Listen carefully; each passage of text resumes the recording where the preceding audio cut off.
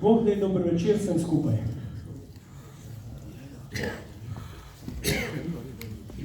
Ne vidim.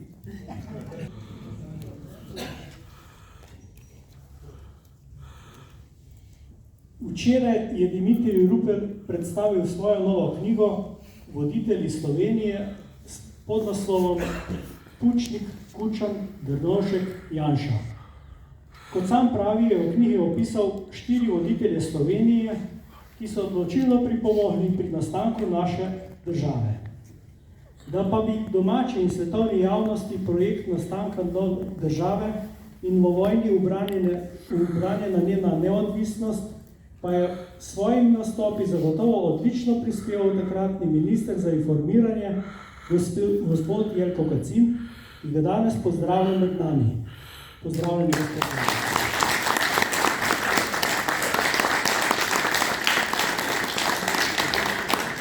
Hvala, da ste se odzvali našemu povabilu. Naj pozdravim še gospoda župnika Janeza Kompareta,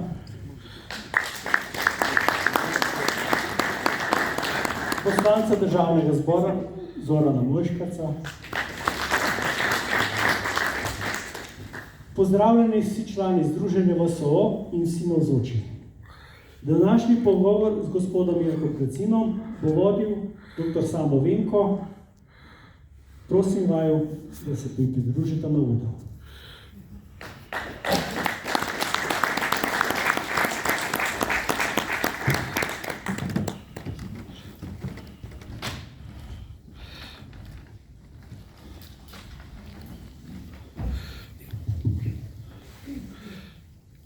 Lep dober večer vsem skupaj tudi iz moje strani. Zelo smo lahko veseli, ponosni, da se nam je danes pridružil v naši sredini eden izmed ključnih slovenskih osamosvojiteljev, to gospod Jelko Kacin. Gospoda Kacina se spominjamo iz obdobja osamosvojitvene vojne kot tiskovnega predstavnika. Vsekakor pa se ga spominjamo z njegovimi prvimi vstopi, preko ta širši medijski, pa tudi družbeni prostor, takoj po prvih svobodnih letih leta 1990. Takrat po teh letih ste postali tudi člani slovenske vlade, se pravi demo svoje osamosvojitvene vlade. Zlasti, kot že omenjeno, tudi gospod Jožo, kot je omenil, ste odigrali eno izmed ključnih vlog v času slovenske osamosvojitve kot tiskovni predstavnik. Vsekakor, vsak ni primeren za tako nalogo, bili ste zagotovo zelo pogumni in tudi odločni in srčni, da v svojih najboljših močeh pomagate naši državi v njeni najbolj kritičnih trenutkih nastajanja. Ampak vendar, gospod Kacin, za tako nastopanje, na tako dejanje človek potrebuje neko osebno formacijo, neko osebno rast. Vemo, da ste po izobrazbi družboslovec, vemo, da ste pred osamosvojitvijo delovali tudi kot novinar obrambe oziroma naše obrambe, kot publicist. Pisali ste strokovne knjige z področja letalstva in podobno.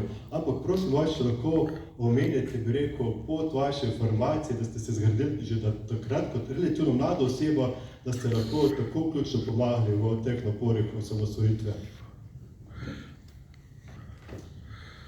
Najprej hvala lepa za povabilo. Čestitke vodstvu vaše Logaške organizacije za vse to, kar ste v preteklem letu tukaj naredili, pokazali. Zagotovo močno odstopate od mnogih združenj na različnih lokalnih nivojih in to dokazuje tudi tak odziv danes tukaj v auditoriju. Jaz sem počaščen, sem vesel, da sem me povabil, se malo opravičujem, ker se mi je v četrtek zgodilo,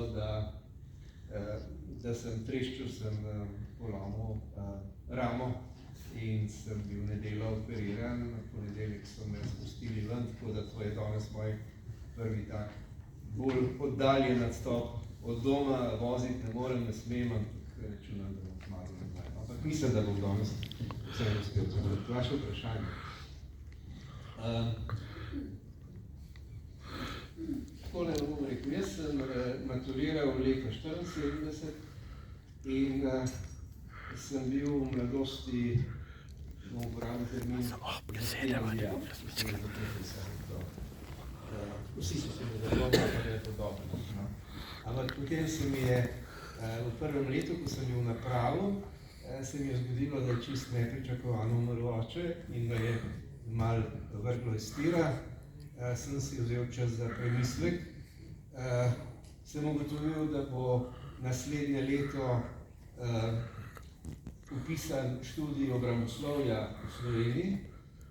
Sem šel v Ljubljano, sem poskal dr. Beblerja, sem ga vprašal, če to drži, je rekel zagotovo. Sem rekel, v redu, potem pa jaz kandidiram, se bom upisal, sem povedal to že na pomlad. In sem rekel, zdaj pa več čas. In sem šel malo po svetu. Jaz sem že v 4. letniku, ko sem bil v kranjski gimnaziji, sem enih 4-krat zbrisal tam v petek zjutraj. Me ni bilo v šolo. Tam do konca dneva sem bil tam nekje med Beogradom in Sofijo, ampak naslednji dan sem bil v soboto, sem bil v Istanbulu in potem sem šel v nedeljo nazaj. V torek sem bil spet v šoli, starši nikoli niso vedeli, ampak potem, ko se pravi, se mi je to malo kasneje zgodilo, se je rekel, zdaj pa jaz malo drugam in sem šel na štop do Teherana v Iran.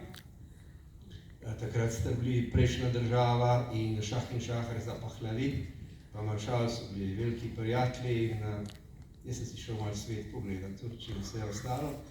In od takrat naprej sem se začel stvari lotevati malo širše. Enostavno se mi je zdelo, da je Slovenija malo premajhna, da je treba vse dati v širši kontekst.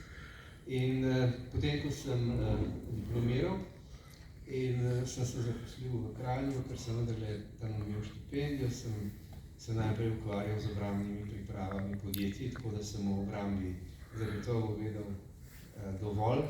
Potem sem se ukvarjal z letalstvom, to je bil čas moj hobi. In v nadaljevanju smo se v Kranju lotili vseh mogočih zadev.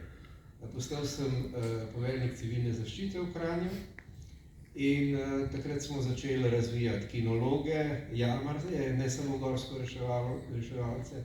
Imeli smo prvo potapljaško reševalno, podvodno reševalno ekipo v Sloveniji. Tako da sem imel kaj početi. Zahtevali so, oziroma predlagali so mi, da gremo v Poljče, da gor prevzamem civilno zaščito, pa sem raje delal neke druge stvari. Predvsem pa sem se s pomočjo tedanje nacionalne televizije izboril pravico, da sem sicer na stroške mestne občine Kranj hodil vsako leto na letalske razstave. Eno leto v Pariz, drugo leto v Farnborough, blizu Londona. O tem smo delali prispevke, ozaveščali smo ljudi na to temo.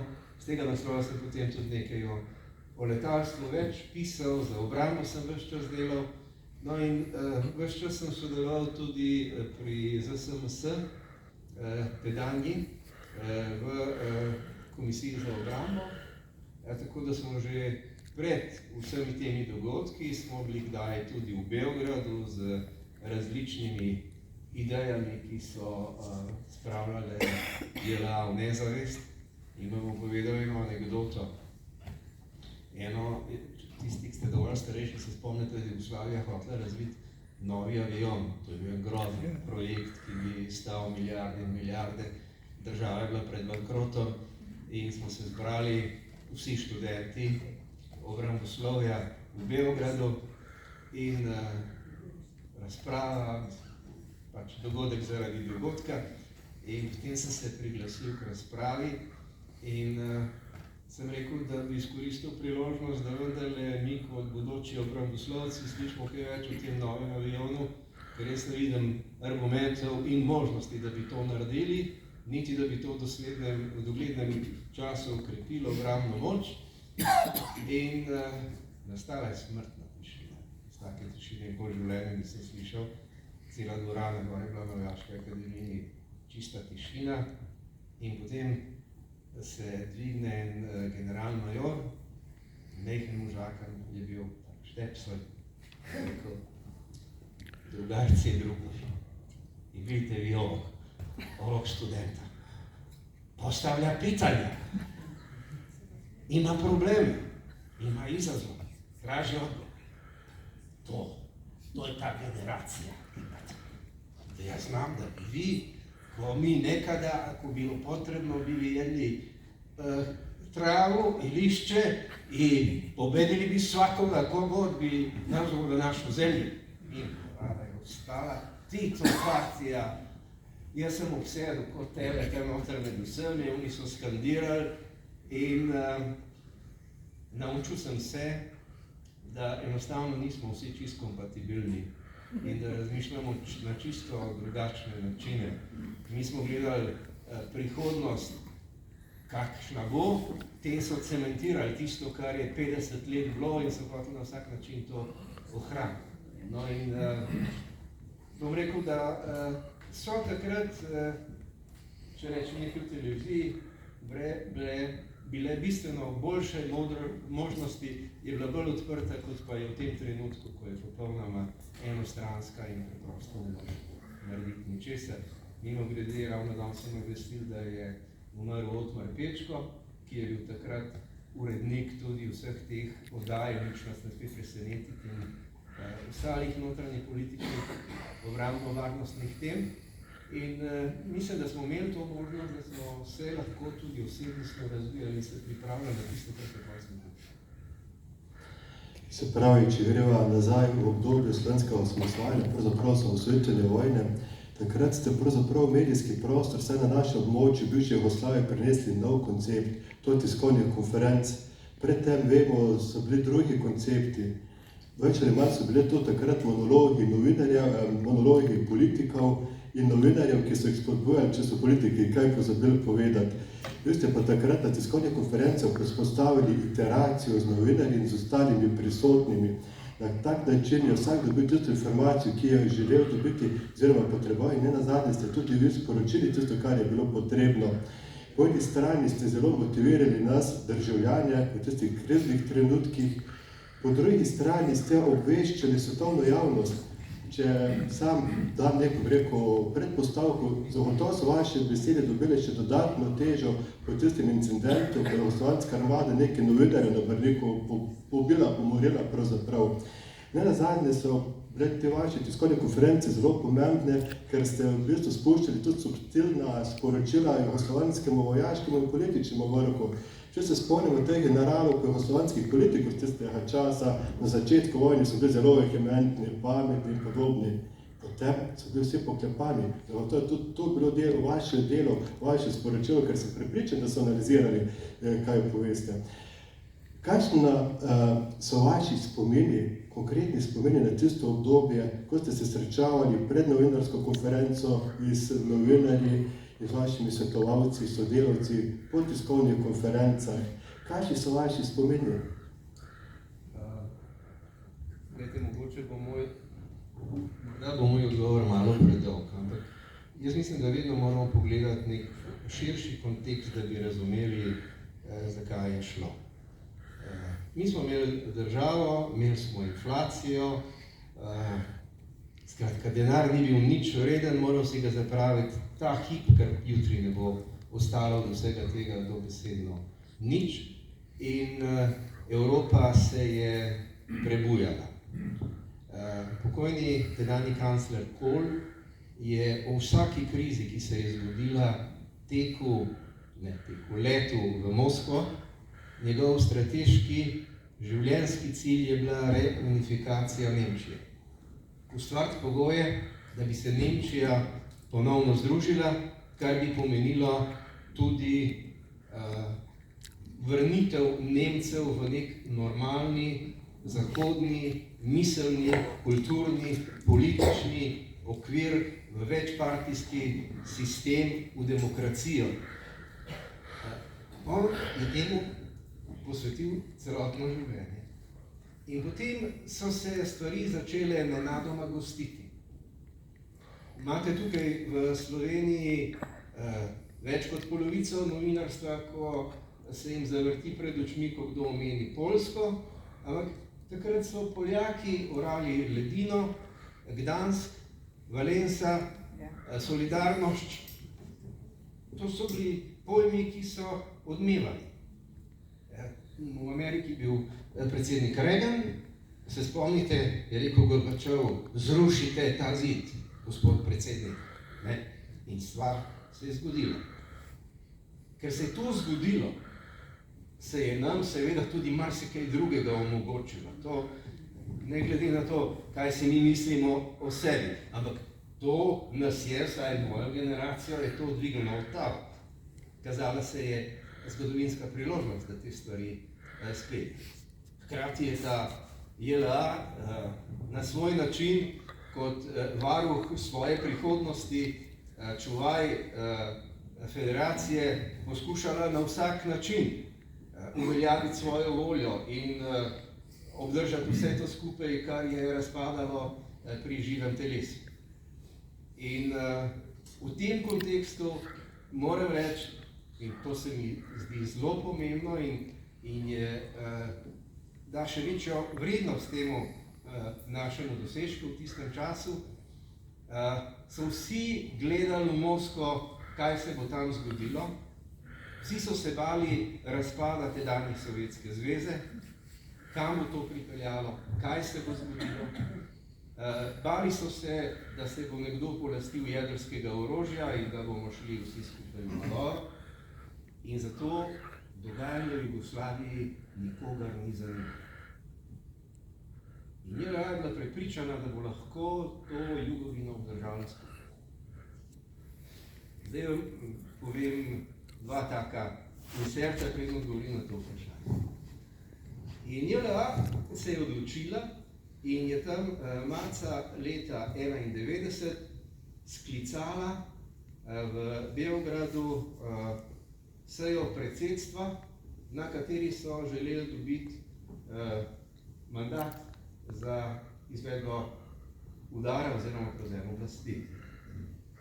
In Janez Drnovšek ni šel. Jih je bilo 7. In 3 so moledovali, naj vendarle pride za božjo voljo, ker to ni za nikamor.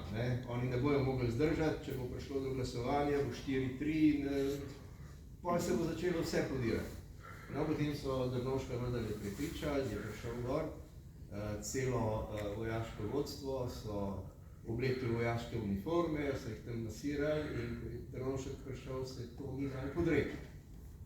In Kadirić, tedanji zunanji minister, je rekel, zdaj pa si vzamem en dan premora.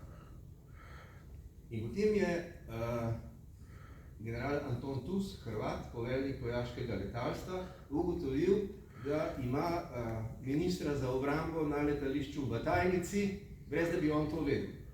In ga je šel pozdraviti in ga je šel vprašati, kaj pa dela. Pa nobenega odgovora ni bilo.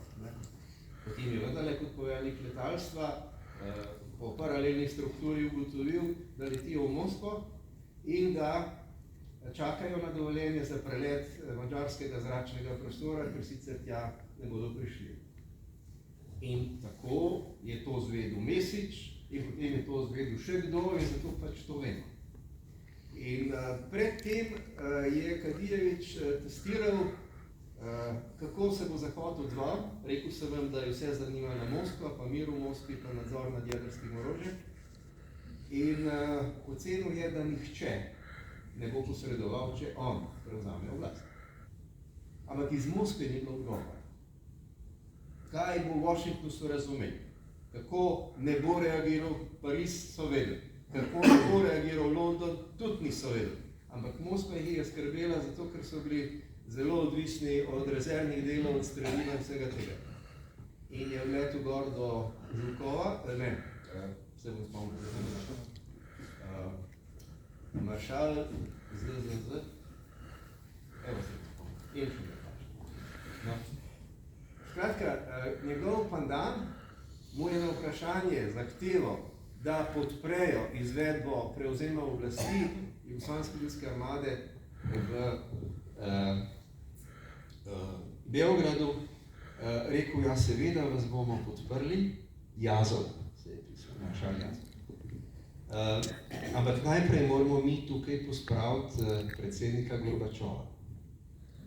Jazov je eden od tistih, ki so avgusta leta 1991 izvršili udar in hoteli prevzeti oblast in niso uspeli. In nazaj je preletel Kadijević prepričan, da bo prišlo do sprememb v Moskvi in ko bodo spremembe v Moskvi, takrat bo on to lahko izpeljal. In seveda mi smo dobili 3 mesece časa za obrambne priprave, za vso pripravo, za vso izpeljavo.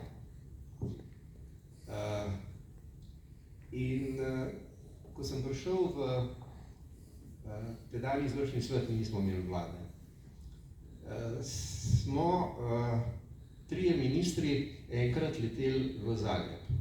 To je bilo konec maja. Šli smo s helikopterjem v slovenske policije, pristali smo na Lučkem, peljali so nas na Ministrstvo za notranje zadeve. Jaz sem šel k mojemu kolegu, ministru za informiranje Hrvoju Kitrecu, Bavčar in Janša sta bila pa pri Šešlju pa pri Bolkovcu. Ni trajalo pol ure, mene kliče Bavčar, naj pridem tja, da se ne da nič in da je situacija nemogoča. Na hitro sem se poslovil, sem prišel tja in pol so ponovili vajo pred mano. Mi smo leteli dol zato, da bi minister Bavčar predstavil nas načrt vzpostavitve kontrolnih točk na meji s Hrvaško. In naš predlog je bil, da jim damo načrt, da jim damo odgovorne osebe na vsaki kontrolni točki in da oni naš načrt dopolnijo s svojimi, da to uskladimo, ker nismo se vendar pripravljali za sočasno osamosvojitev. Nič od tega ni bilo res. Bolkovac je rekel, zdaj ga citiram: "Deco, nećete valjda napraviti granicu sa nama." In on je bil tam Zagorec, govoril je v dialektu, tam kajkavskem je rekel: "Pa ne moremo mi napraviti granicu sa Bosno, ne moremo, ne." In to ni peljalo nikako.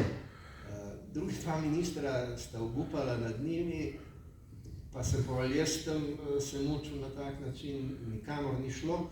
V nekem trenutku sta rekla, tako rekel Bolkovac: "Deco, vi ste nas tako strašno vzmantrali, si bomo nas 2 malo odpočinula."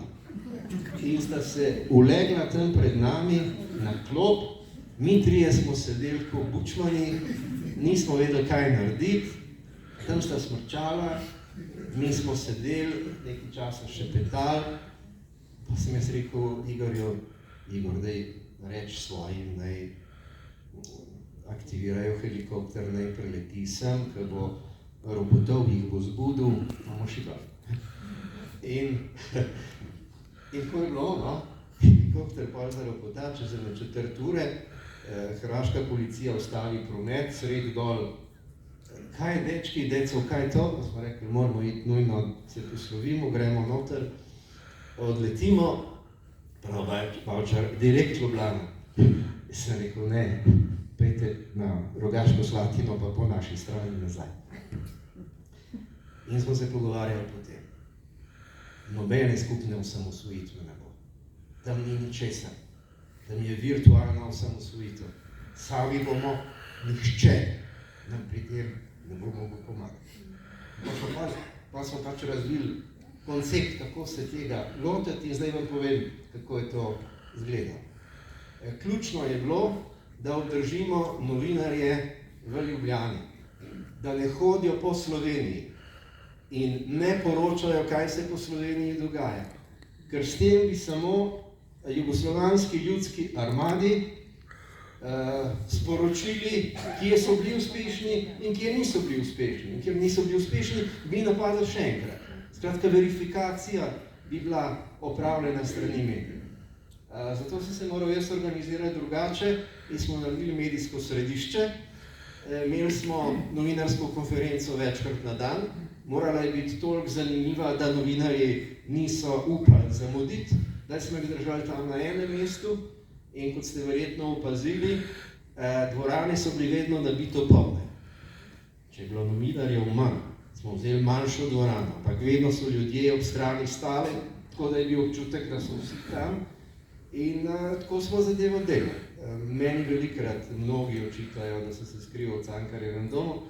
Jaz sem bil samo enkrat v Cankarjevem domu v kleti, ker mi v kleti nismo nikogar peljali.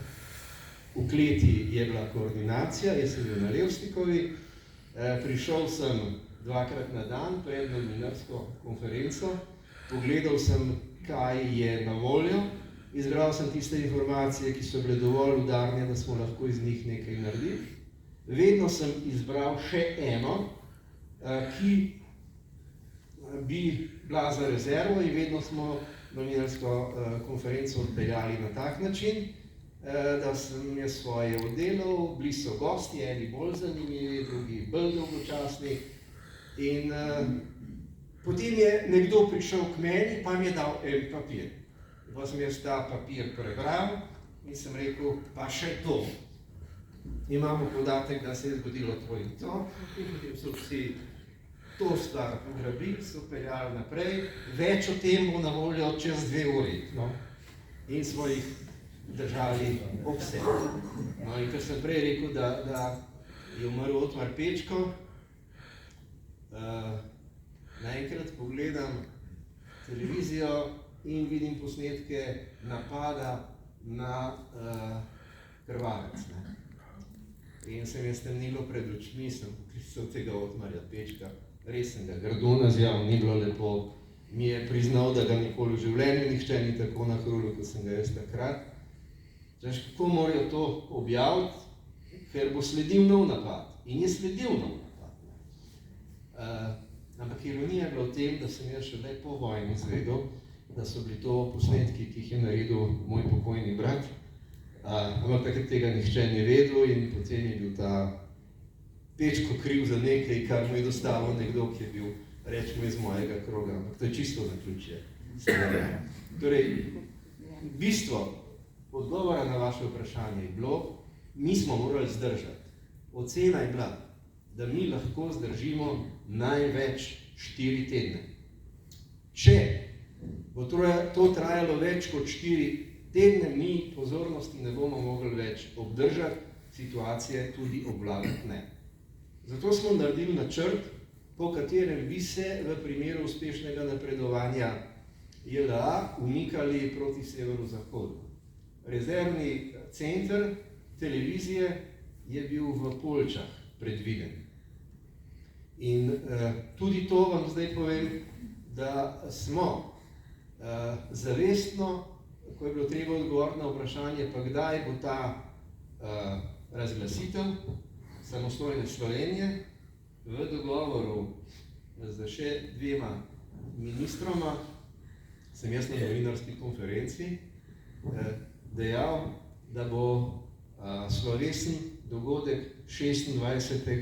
zvečer ob tej in tej uri. In zato sta miga priletela 26. zvečer ob tisti uri. To je bilo ob 8. Mi smo pa to naredili ob 9. Ampak predtem je bil pa sklican zbor skupščine dan pred tem in mi smo tisti dan pred tem, ko smo ugotovili, da vojska ne bo posredovala predčasno, pripeljali tudi vse opremo noter. Vam povem, da so vsa reportažna vozila slovenske televizije so bile v Tacnu, ker je bilo svetovno prvenstvo na divjih vodah. Vsa radijska oprema je bila v gasilskem domu na Igu. In zadnji dan, ko je bilo rečeno, nekaj ur pred tem se je to privleklo v Ljubljano, se je naredilo, je bilo čisto presenečenje za večino slovenske javnosti, tudi za pol slovenske vlade, da tako rečem, in smo jih prehiteli. In bistvo je bilo v tem, da smo jih vedno morali prehiteti. Evo, zato smo v tej medijski vojni zagotovo zmagali. Drug del, ki je bil pa ravno tako pomemben, pa je, da je vojska pač ugotovila, da v vojašnicah strašno smrdi, ker ni elektrike in so se vse hladilnice usmradile, vse meso je šlo v maloro, hrane ni več, vode niso imeli, telefonov nobenih. In mi smo angažirali starše naših vojakov, da so demonstrirali pri nas in zahtevali, da nam vrnejo vojake. In to je strašno užgalo. V Srbiji so starši pred generalštabom začeli zahtevati, naj jim vrnejo otroke iz Slovenije. In tako smo jih načeli tudi izven meja Slovenije. Ampak to je bil načrt, mediji, 13. del načrta osamosvojitve, ki sem ga moral narediti v tistem kratkem času. Jaz sem 26. Aprila prisegel kot sekretar za informiranje, takrat tudi Dušan Šešok namesto Marka Kranjca, tedanjega sekretarja za finance, in tudi dr. Mencinger, ki je bil podpredsednik izvršnega sveta Demosove vlade v narekovajih, ki je pač rekel, da mi gospodarsko ne bomo preživeli osamosvojitve, se je moral takrat pravzaprav na silo posloviti in je Androv Cvirk v zadnjem trenutku kot izkušen pogajalec z Beogradom, kot gospodarstvenik, prevzel funkcijo in se hodil pogajati z Markovičem, kdaj bomo plačali carino in kaj takega in nikoli nismo. In zdaj v tem kontekstu povem še eno tako anekdoto v tem smislu, se vam bo zdela zanimiva, ko sem videl, da je bil Lojze Peterle tudi tukaj. Nekaj časa je na te pogovore v Beograd hodil tudi tedanji sekretar Janez Janša z predsednikom izvršnega sveta Peterletom, ampak na oni strani JLA-ja nikoli ni bilo Kadijeviča, vedno sta bile dve šarži nižje, je Janez rekel, da ne bo več hodil, in potem sem še več Peterletom. In ko so prišla tja, ni bilo strani JLA nikoga. Bila je samo daktilografkinja in bil je Ante Markovič, ki je pač, zdaj imam trdo roko, vam težko pokazal, odprl predal, potegnil ven papir in rekel, evo, gledajte, tole hočejo, da podpišem, pa da pač prevzamejo oblast, ne, pa to tako ne gre, jaz to ne bi, ne, pa predsednik ni trzal, namučna tišina, Markovič je govoril, prosil, moletoval, potem je Lojze začel žvižgati malo, požvižgavati si to in nismo prišli nikamor. In tem sem jaz namignil Lojzetu, da bi vendarle vzel besedo, zahtevali so predvsem naše vojake pa denar. In potem sem si rekel, gospodine predsedniče, jaz sem sekretar za informisanje, ne, takrat sem namestnik Janša. Jaz sem rekel, da bom govoril, v tvojem jeziku bom govoril, sem rekel, gospod predsednik, zakaj vi tega ne podpišete? Če boste podpisali, boste prišel v zgodovino in vsi otroci se bodo generacije učili o vas. Najbolj slaven človek v Jugoslaviji boste. Ante Markovič, ki je podpisal ta dokument. In je rekel, ma ne zdaj, in je dal to predal in smo nehali, je rekel, dogovorite se, dogovorit ćemo se, pa dajmo, dogovorimo vse in tako naprej. In tako smo si pač kupovali čas. Videli pa smo, da je stiska tam velika in ko se je pač zgodilo, da je general Čat vedel, da se s tistimi tanki, ki jih je imel na voljo, ne more v enem dnevu pripeljati do Nove Gorice, pa je šel en dan prej. Mi smo pa seveda bili deležni tudi velike kritike, ker nismo o tem njihovem napredovanju nič poročali. Ampak, ko se je to zgodilo drug dan in so dali še kje drugje, mi smo pa predtem razglasili samostojno Slovenijo v parlamentu, v skupščini. In smo potem zamenjali zastavo, z novo zastavo. Sem jaz lahko na novinarsko vprašanje o Gračanskem ratu odgovoril, ne, to ni državljanska vojna. To je napad Jugoslovanske ljudske armade na samostojno in suvereno Slovenijo. To ni državljanska vojna. In zdaj je shema podrla v trenutku.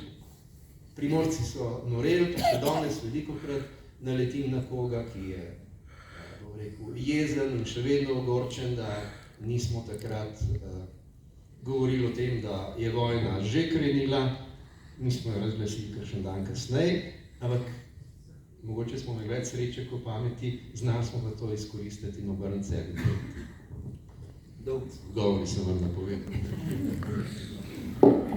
Vsekakor pogumne, hrabre, spremljajo tudi sreče, kar je vsekakor pomembno.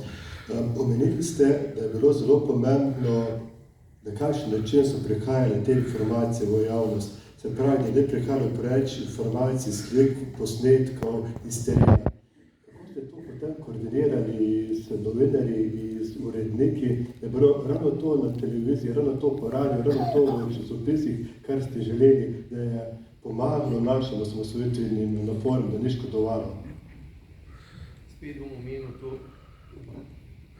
Spet bom omenil to ime. To so Pečki gor iz Koroške. Drago Pečko je znan slikar, gor je bila dolgo časa njegova slikarska galerija. Otmar je mlajši, starejši je pa Drago Pečko. Drago Pečko je pripravil, spomnite se tega termina, scenosled za dogodek pred skupščino 26. zvečer. In nekateri Demosovi kulturniki so na vsak način hoteli imeti nadzor in pravico cenzure poteka te prireditve. Kdo sme, kaj in na kakšen način. Mi smo si takrat izborili pravico, da nobena politika ne sme posegati v ta projekt. Je bil pokojni Šeligo zaradi tega malo nesrečen, ampak smo te pritiske zdržali. Na drugi strani je pa televizija morala sama prevzeti odgovornost. Smo enkrat razumeli, da bodo izgubili vse oddajnike, če bodo poročali o uspehu ali pa neuspehu napadov na oddajnike, so se v hitru, kako bi rekel, zresnili, so dozoreli in so znali zadeve peljati na tak način, kot je bilo v tistem trenutku primerno. Ampak še enkrat, če bi to trajalo dlje, se to ne bi dalo izpeljati. Nekateri so hoteli biti cenzori in bojo tam v uredništvih nekaj razpravljali.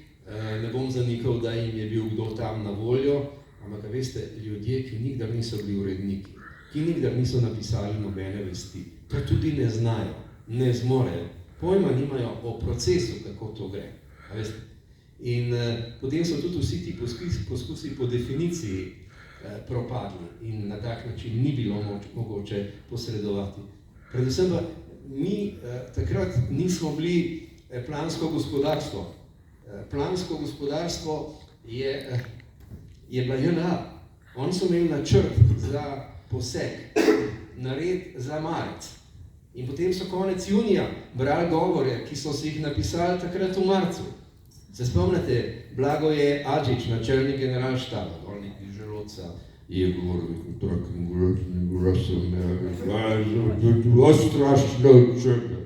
približno je to šlo. Bil je čist kontraproduktiven. Sej, ljudje so ugotovili, da je to grozno, ampak naslednji dan so vedeli, da JLA ni naša vojska. Da JLA ni naša, da je vsega konc, da je to treba zaustaviti.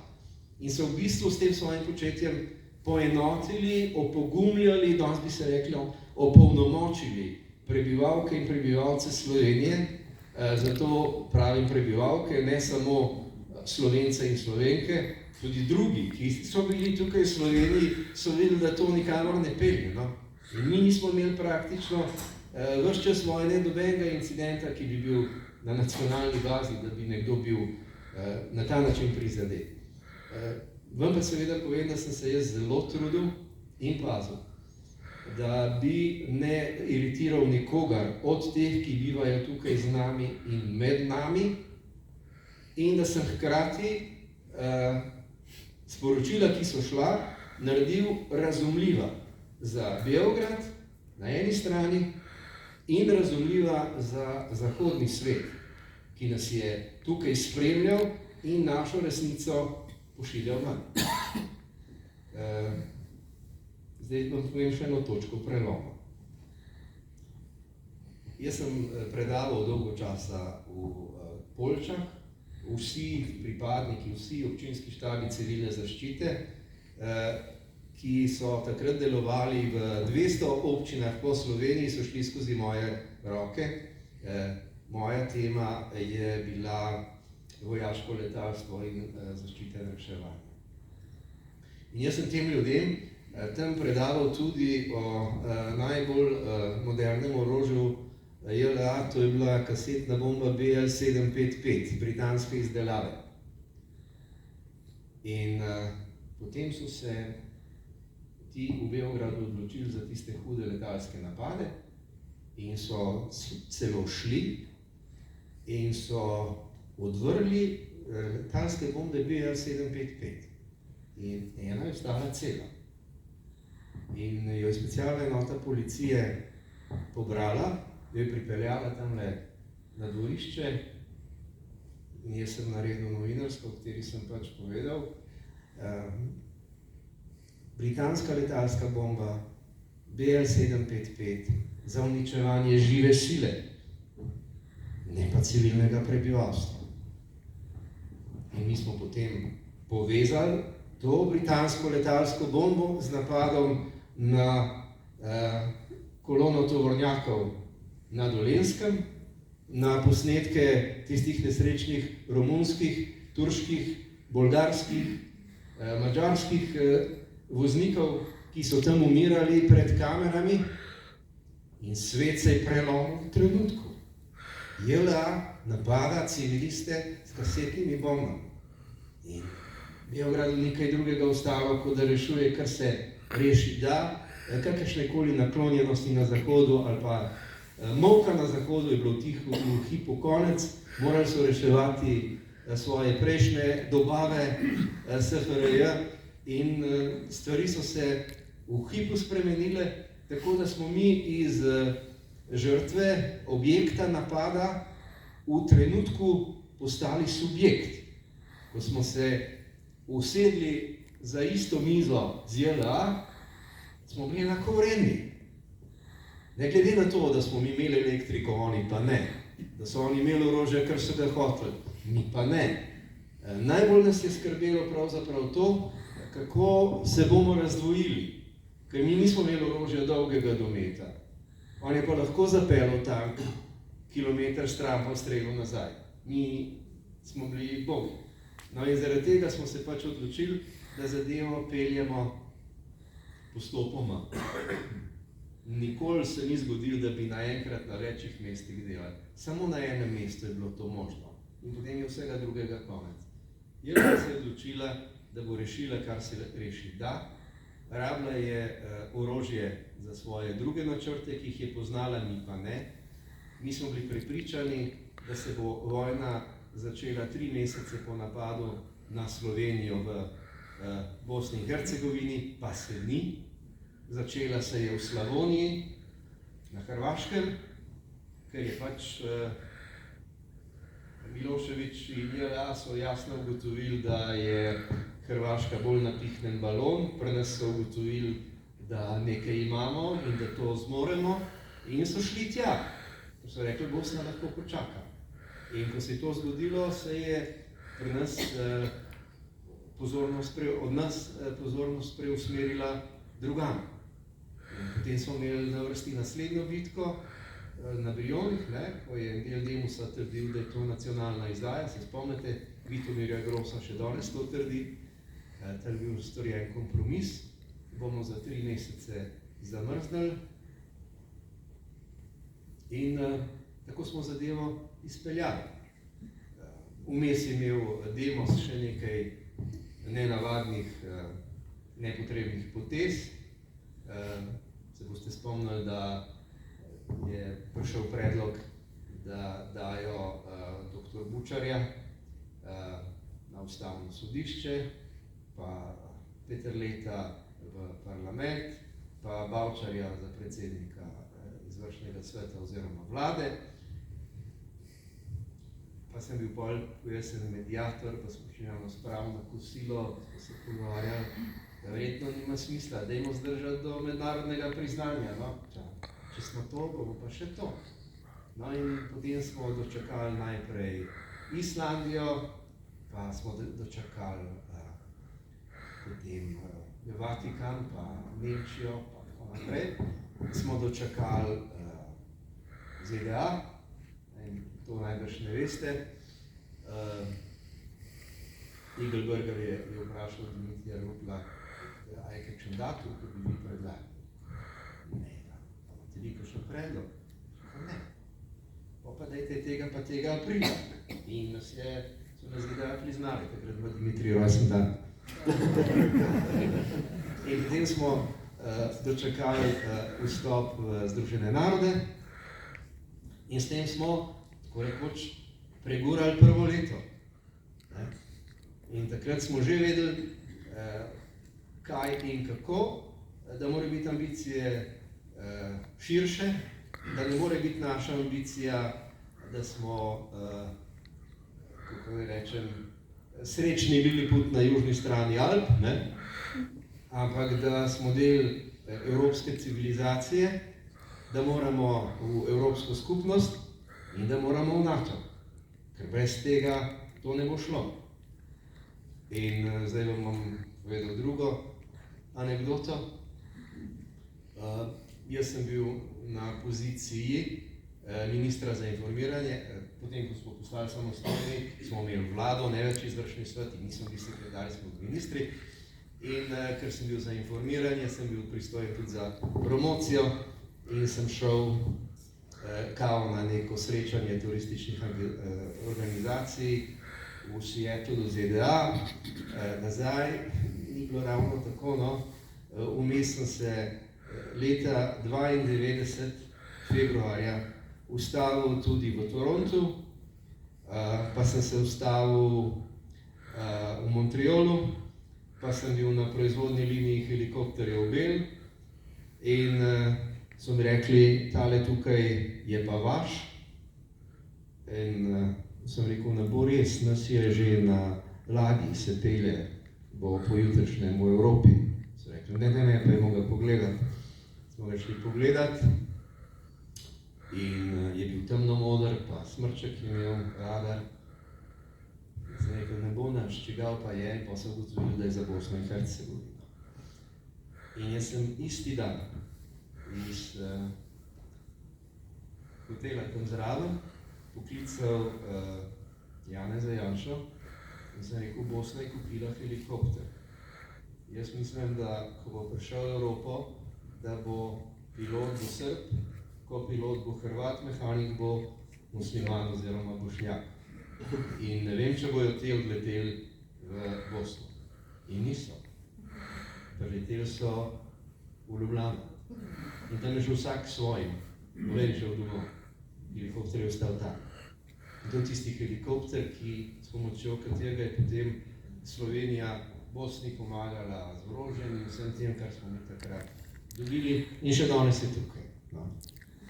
Včasih je čisto naključje, naletiš, pa vidiš, pa povežeš, pa se zgodi. Moraš imeti v življenju tudi srečo.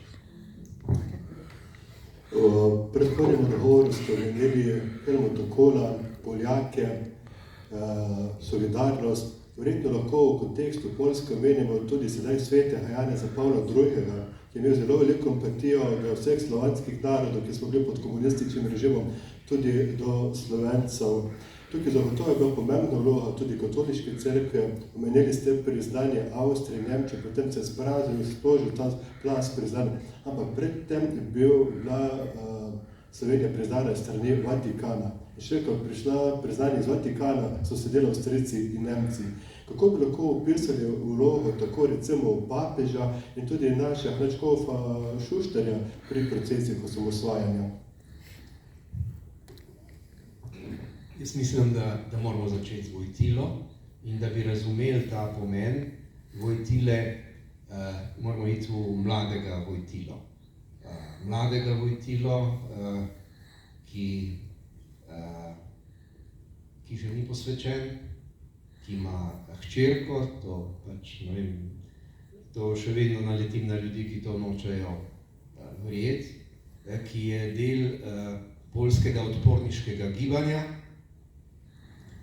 ki se po vseh teh krivicah, ki se dogajajo poljskemu narodu, od tistega, kar se jim zgodi v Katinskem gozdu, ko jim pobijejo cel oficirski zbor, rdeči armejci, ko jih zahrbtno napadajo, ko se Rdeča armada pred Varšavo ustavi in dovoli, da Nemci počistijo Varšavo, ne?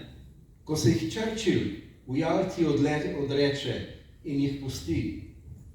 Medtem ko je bila polovica pilotov, ki so v bitki za Veliko Britanijo leteli v britanskih letalih, so bili Poljaki, ne? Teh je bilo največ tam. Ne? In ko se Vojtila zavihti na papeški položaj, oživi Poljska in cel vzhod, oživi katolištvo, oživijo sanje o demokraciji, cel vzhod zaživi polnokrvno, stvari se začno spreminjati, tam gor od Baltov pa vse dol do pravoslavcev, do Bolgarije. Vse, kar je spadalo v vzhodni blok. In ko pač Vojtila pride v Vatikan in potem seveda pride tudi kmalu v Slovenijo, ne? Mimogrede, Andrej Šter je takrat vodil ta pripravljalni odbor, danes sem govoril z njim, pripravlja zdaj počitnice za starše in otroke iz poplavnega območja. Mislim, počitnice, zdaj bo Velika noč, no? Nekaj takega. Ko se to začne dogajati, Evropa zadiha povsem drugače. In ta Evropa hrepeni po svobodi. Zdaj, jaz sem srečal papeža nekajkrat, sem bil tudi v njegovi kapeli, ki jo je ta naš brat z svojo ekipo delal nekajkrat, tudi vse moje prijatelje sem vedno poslal, naj si grejo to pogledati in poskušajo razumeti, ampak tisto, kar se meni zdi pomembno, je vendarle nadškof Šuštar, ki je bil presrečen, ko mu je bilo povedano, da ga prosimo, da sodeluje pri procesu osamosvojitve tudi na ta manifestativen način. Jaz sem ga peljal v začetku junija, ko smo odprli karavanški predor. S helikopterjem slovenske policije smo leteli pred karavanke, smo ga tam zložili, je opravil obred posvetitve in moram reči, da je bil presrečen, no, resnično. Pa ne govorim zdaj samo o njem. Njegova zloga je izrazito pozitivna in mislim, da bi o tem moral povedati kaj več kdo drug. Jaz ga imam izjemno lepem spominu in tudi v tej njegovi visoki starosti, ko je bil že precej dementen, pa sem ga šel obiskati tako na svete kvatre, bom rekel, ne.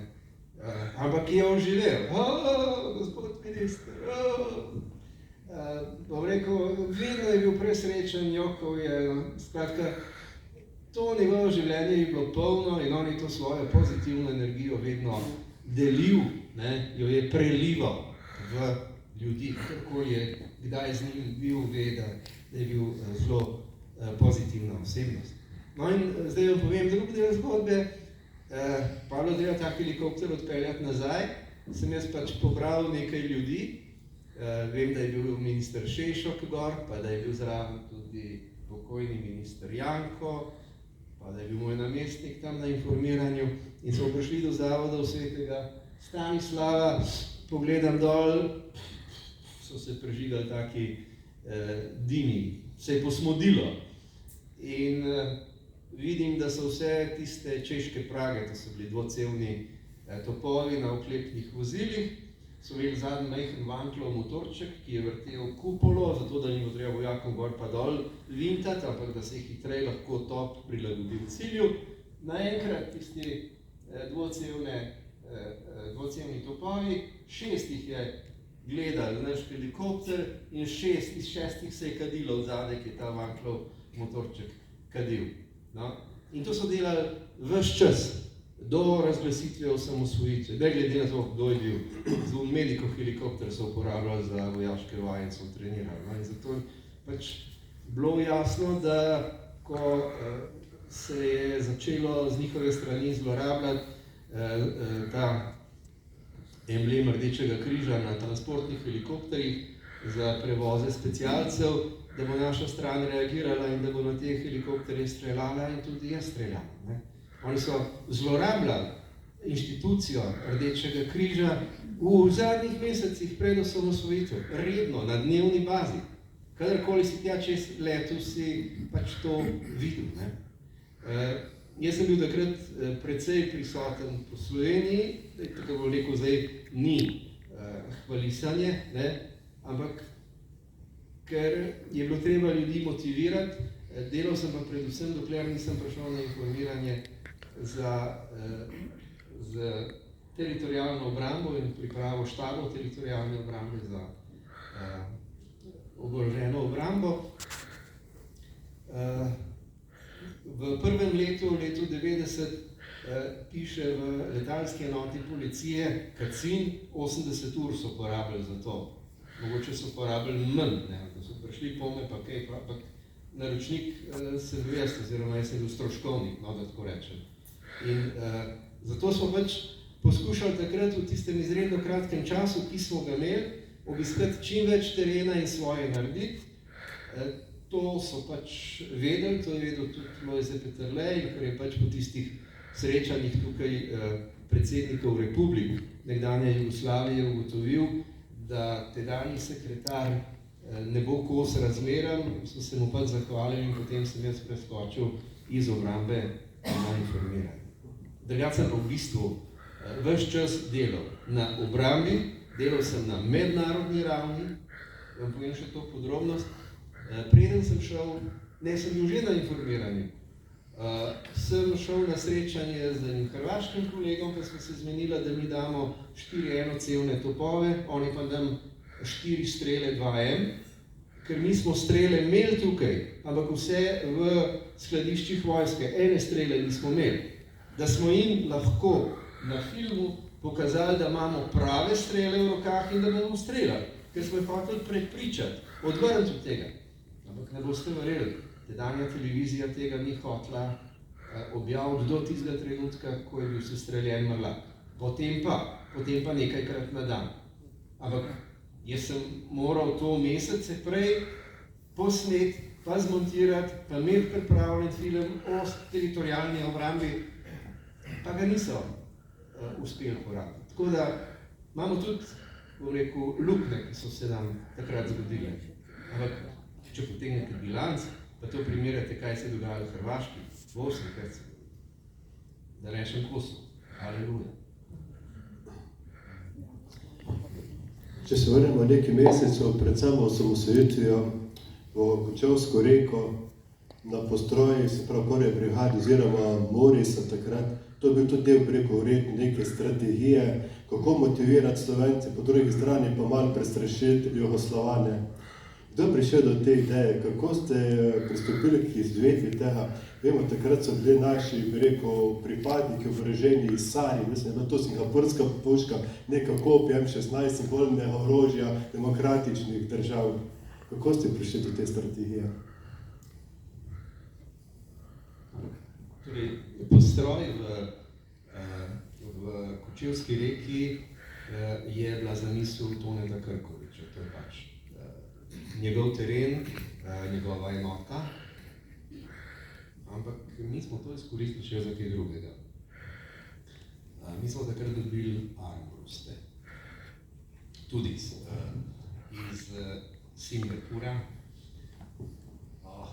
To je to je bila zgodba, imeli smo človeka na ladji v tistih kontejnerjih, ki je poročal ves čas, da letala preletavajo tisto, ali bo prišlo to do sem in kako bo prišlo, in pa smo jih imeli.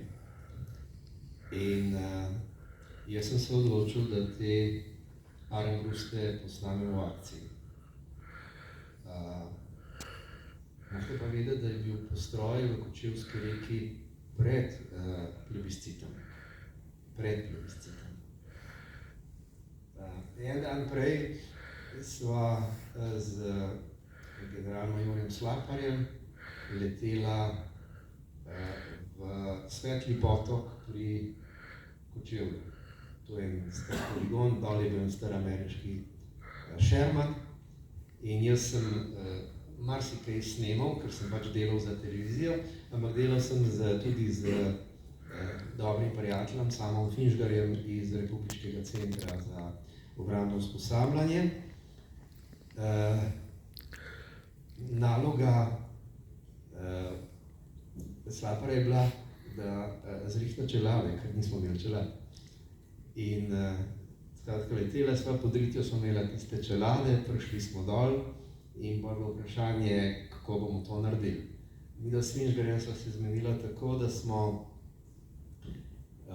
si sposodili kamere in smo imeli kamero na strelcu, imeli smo kamero na cilju, imeli smo zoom se pravi, približali smo kupolo tanka in imeli smo na voljo 2 armbrusta. Bilo vprašanje, kdo bo streljal. In pa smo tam malo glumili, pa sem nas rekel, Slapar, a boš ti, a bom jaz, a bom bil tretji. Bom jaz, so se javili tako. No. In so streljali, noben ni še nikoli streljal s tem. Imeli smo 2 zapravo. In smo posneli. In potem sva celo noč z Samom Finžgarjem to montirala in še danes vidim posnetek, kako pride, naredi lukenco, nazaj ven butne. Skratka, pokazali smo, da imamo, da streljamo, da vemo, zakaj gre. In to je bilo s pomočjo Otmarja Pečka, ki ga zdaj 4. omenjam, zvečer, po vesti, da je bil tukaj postroj, predstavljeno na slovenski televiziji. Novo protitankovsko orožje. Jaz izhajam iz leve politične opcije, to zdaj še nisem rekel. Kljub temu, da je del Demosa nasprotoval, da sem jaz del izvršnega sveta, se je pač Janez Janša odločil, da bom jaz njegov namestnik in amen, in sem bil. Pa se je kranjski gros lahko na glavo postavil, še danes misli, da je bila to napaka, ampak jaz sem bil njegov namestnik. In jaz sem bil nekaj, nisem bil edini. Skratka, da ne pozabite, Demos ni bil enopartijska struktura, je bil nadstrankarski. Zdaj sem bil na pogrebu Jožice Puhar, ki je bila iz SD-ja, pa je bil Zoran Thaler, ki je bil namestnik od Rupla, na zunanjih zadevah, tudi iz LDS. No, skratka, iz moje baze, norenja, da provociramo Jugoslovansko ljudsko armado, da zapravljamo denar, da ne vem, kaj vse počnemo, ampak vtis v javnosti je bil povsem drugačen.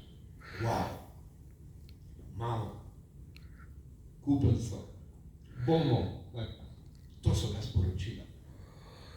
In potem tudi udeležba na plebiscitu, bo, ne bo, biti ali ne biti, pokaže čist drugačen odziv ljudi. Nekdo mi bo očital, da je to propaganda, v redu. To smo naredili, cilji so bili doseženi, če me vprašate, jaz bi to ponovil še 2-krat in tega ni sram, to povem, zato vam povem. Ampak tega posnetka, kako zadane, tega na televiziji ni več. So pospravili. Prej ste me nekaj vprašal o Poljski. Pa ne vem, če sem vse kontekste vašega vprašanja odgovoril. Poljska je tudi danes neka država, ki je v tem trenutku izjemno evropska. In ob tem Putinu, ki bo danes zmagal, in ki ga bomo gledali še naslednja 2 mandata in ki bo, tako kot reče Zoran Predin v svojem, bolj star, bolj, samo na slabše bo šlo, se mi moramo vendarle odločiti. Ali bomo kaj naredili, tako kot smo naredili leta 91 in smo vedeli, da moramo do 26, ko je zadnji rok, biti pripravljeni in stvar vzeti v roke ali pa ne. Mi tudi ne moramo čakati, da bo Putin spet udaril, pa bomo rekli, ups, kje pa imamo? Nimamo. Ne? Cela Evropa se mora zganiti. In v tem trenutku je Evropa tista, ki potrebuje to budnico in Poljska to budnico daje. Ko boste danes prišli domov, pa boste zvečer pogledali, boste lahko videli, da je poljski predsednik vlade danes gostil nemškega kanclerja in francoskega predsednika. To je ta Weimarski trikotnik. Ti nas bodo zdaj morali pripraviti do tega, da se vendarle začnemo odgovorno obnašati do naše prihodnosti in bo treba, bom rekel, prezračiti marsikomu glavo tukaj pri nas, ki še vedno, ko sliši Poljska, se mu začne vrteti v glavi. No?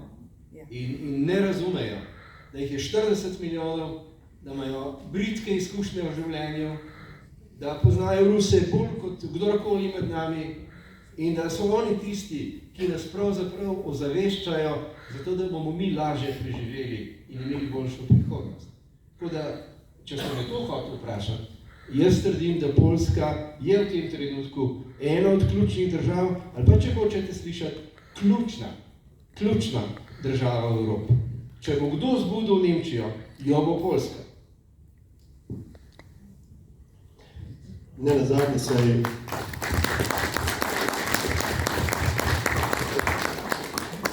Nenazadnje so Poljaki v zgodovini večkrat odigrali zelo pomembno vlogo. Omenili ste poljske vojake v drugi svetovni vojni, tudi ta slavni Monte Cassino v Italiji so ga osvobodili ravno Poljaki.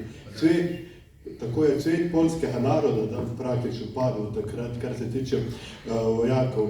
Osvobodili ali pa zavarovali so Dunaj proti Turkom. Tako da imajo ta, bi rekel, zgodovinski dar, da so za steber neke obrambe v Evropi. Nenazadnje tukaj v Logatcu imamo tudi srečo, imamo kaplana, ki je Poljak, dobrih 10 let med nami in tisti, ki ga malo bolj poznamo, nas je pred Putinom opozarjal že od samega začetka, ko je prišel. Takrat smo bili malo naivni in nismo popolnoma govorili. Ampak po drugi strani pa imamo možnost, da spoznamo tam poljski ponos, to pripadnost narodu, kar Slovencem v tem trenutku manjka, saj po mojem mnenju. Povedali, glede na to, da smo tukaj v Logatcu, menil sem, da imamo poljskega kaplana, tudi med vojno tukaj, osamosvojitveno vojno, niso bile ravno, bi rekel, lepe zadeve v Logatcu. Na Vrhniki so bili močni centri jugoslovanske armade, v Logatcu raketne enote, v Črnem vrhu pride nekaj kilometrov v stran veliko skladišče orožja, ki je pač odletelo takrat v zrak. A vas imate morda kakšen spomen na Logatec in to okolico iz osamosvojitve? Ja, veste, jaz sem bil del ekipe, pa sem poznal tudi vse te ljudi v obrambnih strukturah, malo manj v policijskih strukturah. Potem sem seveda poznal vse medijske strukture. Odprej sem poznal marsikoga, ker sem marsikomu že predaval, pa so me poznali odprej in so lažje sprejeli to, kar sem povedal. Ampak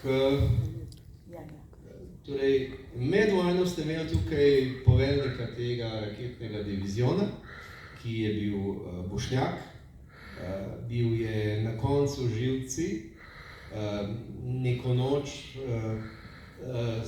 me je klical na vsak način pogovor z menoj, sem prevzel tisti pogovor, to je trajalo pa četrt nekaj taga, začela smo ob 11, malo čez polnoči, se je izčrpal, grozil v strahu, da bodo rakete letele na Ljubljano, to so protiletalske rakete, sej to tako ne more, ampak se veste, za Logatec pa če to začne leteti ali pa eksplodirati ali pa kaj veš, kaj mu še pride na misel, smo se pač šli tudi terapijo in smo poslušali ljudi, ki so imeli stiske in kolikor je bilo to grozno naporno, moram reči, da je bilo tudi dragoceno, ker potem si se v trenutku zavedal, kako se ljudje lomijo in kako moraš biti na eni strani jasen v teh svojih sporočilih, da jih opogumiš, da jim pomagaš v stiski, da jim daš upanje, in na drugi strani, da ne kažeš šibkosti na svoji strani in da ne provociraš po nepotrebnem. Skratka, da skrajšam rezultat tega najnega pogovora je bil potem, da teritorialci vendarle ne hodijo preblizu te vojašnice, da ne, kako bi rekel, ne psihirajo dodatno, stvar se bo tako ali tako sesula vase, tako nekako smo potem skupaj ocenili zadevo in tako se je stvar dost mirno iztekla, nič strašnega se tukaj ni zgodilo. Tudi v redu, Elo Rijavec iz tega konca, tukaj doma, tale Mrlak pokojni je bil tam dol z Borovnice, vse te sem poznal, z njim sem velikokrat letel, bil sem prvi, ki je identificiral, kdo je bil sestreljen, sem prišel tja, to je tudi taka zgodba. Mene je poklical Janez Janša in rekel, da naj bi neka gazela raketirala avstrijski konzulat, da me prosi, če grem tja pogledat na konzulat, ali je kaj škode, kaj z ljudmi.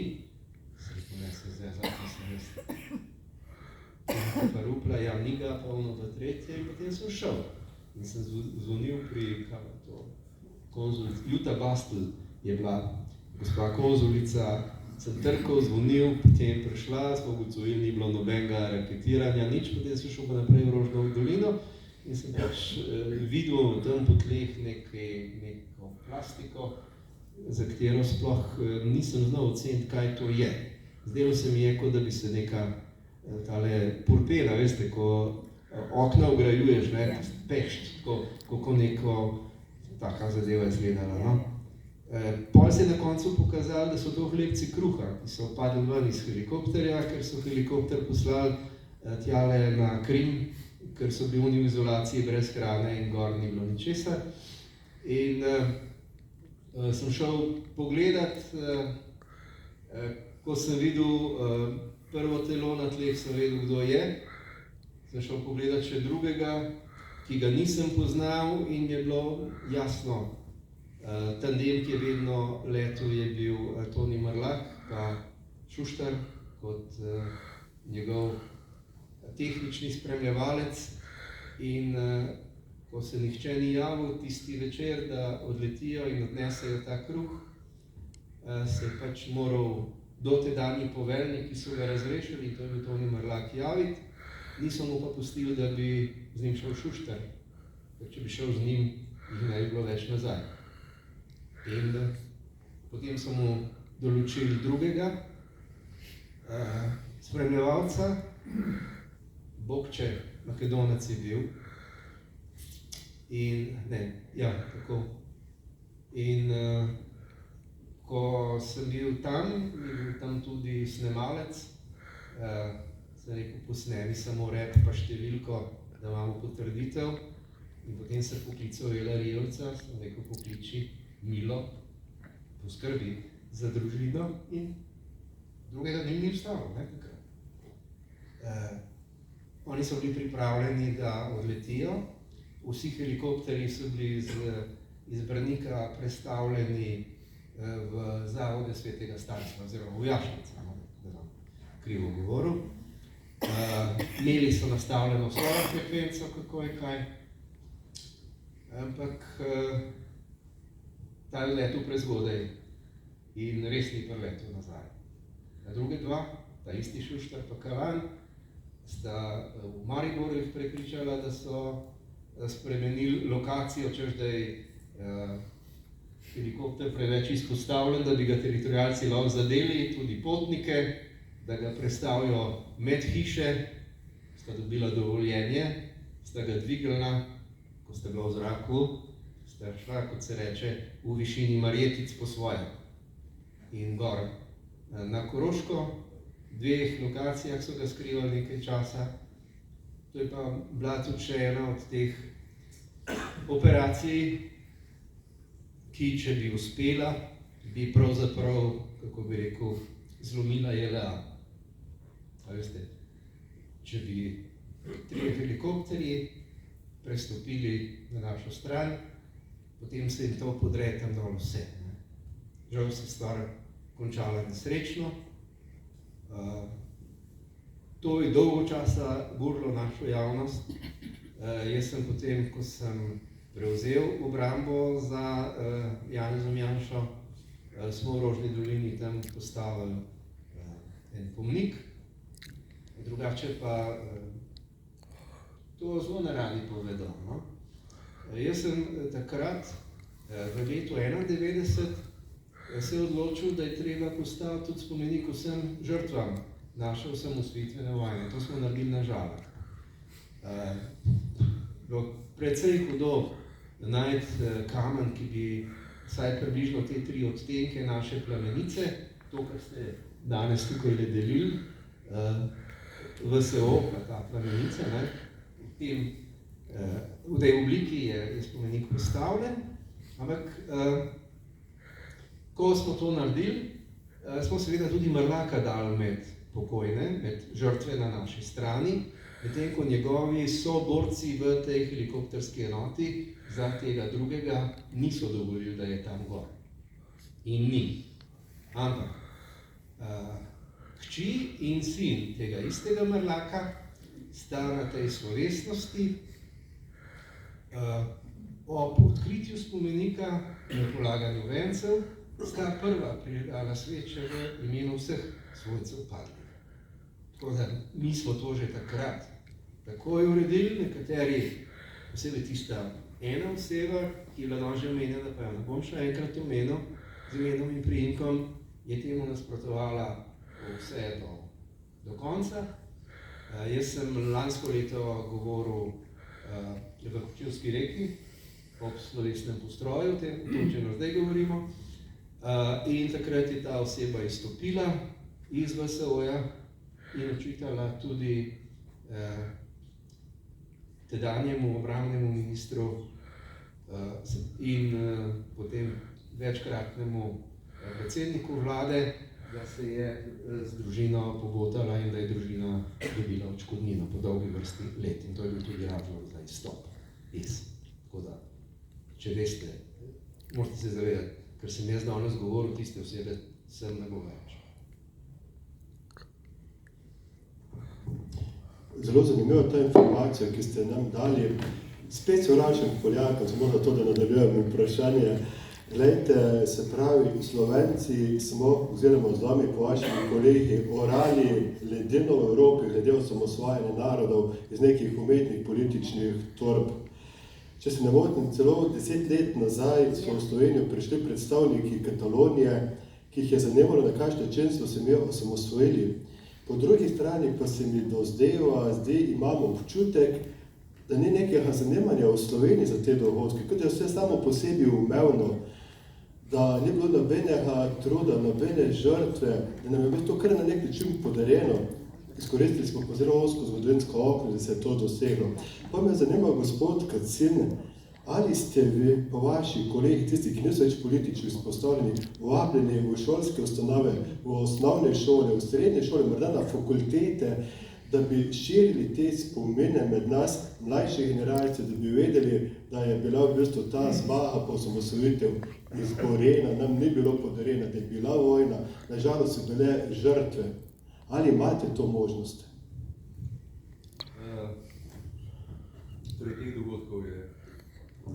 Teh dogodkov je strašno malo.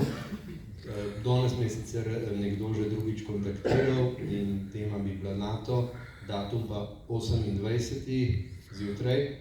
In jaz sem vprašal, če je dan pred Veliko nočjo najbolj primeren, da mi razpravljamo o NATO. To sem mu zdaj povedal že drugič. Nekako ni hotel razumeti, pa sem rekel, da imam še en kontrolni pregled, da bom videl, ali mi bojo odobrili ali ne. bom pač drug teden rekel, da sem pripravljen 14 dni po Veliki noči priti.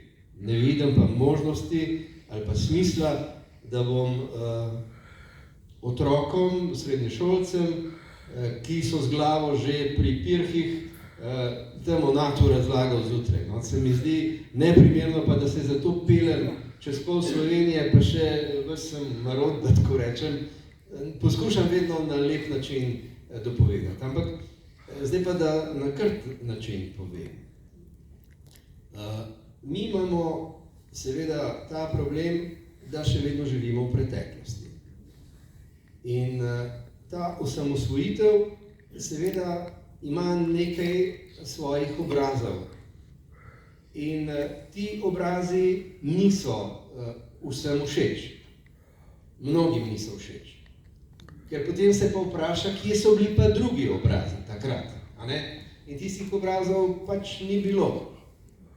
Zdaj, ne glede na to, da me tukaj gospod snema, bom rekel takole, ne? Tudi nekateri v Demosovi vladi jih ni bilo. Ena oseba je pokojna, ampak govorim iz moje osebne izkušnje. Oseba je prišla k meni in rekla, glej, jaz sem svoje poslal domov. Večina je žensk, strah jih je. Ne vem, kaj mi na tem ministrstvu lahko kaj dosti naredimo. Ampak jaz bom prišel na vsako novinarsko konferenco, če kaj rabiš mi povej, pa bom jaz to zorganiziral. No? Ampak to ni greh, pač povem, bili so taki časi, da so se delale druge stvari. A ne? Pač je bil minister za gospodarstvo, ki je pač organiziral in so betonirali te protitankovske ovire, so jih delali, so varili, so delali svoje stvari. Ne?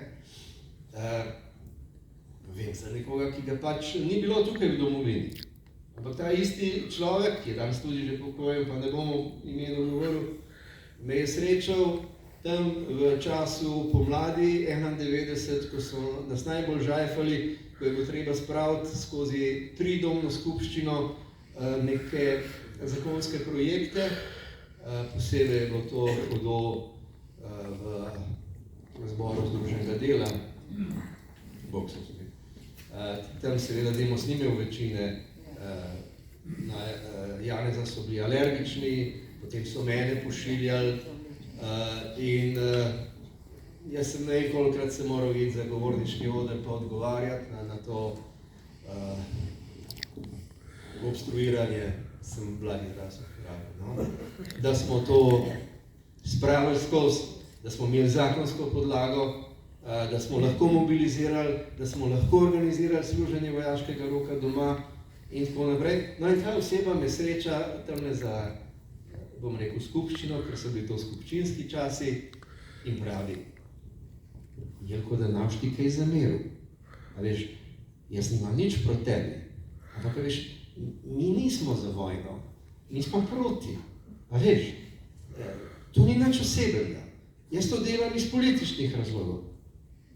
Pa sem rekel, pa, lepo te prosim, pa ti si član Demosove vlade.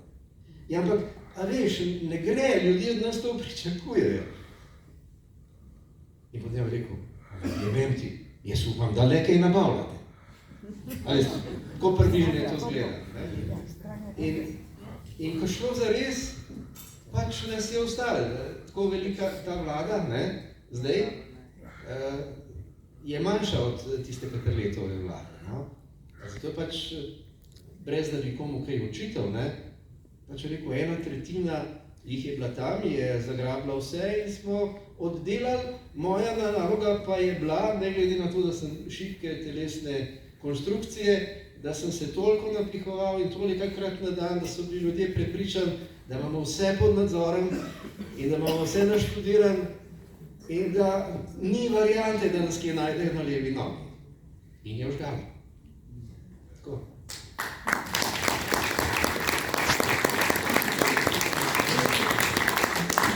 Ko sem se začetek tega tedna slišal po telefonu, kaj bi bila tema današnjega pogovora, so rekli, da bi se pogovarjali tudi o Evropski uniji, da bi se pogovarjala o NATO, o vojni v Ukrajini. Nekako nam je že čas pobegnil naprej, ampak vendarle, po osamosvojitvi ste bili tudi obrambni minister. Takrat se je modernizirala slovenska vojska in tanki, ki so nekaj let pred tem po nas streljali, se jih je moderniziralo. Ti tanki so danes v Ukrajini.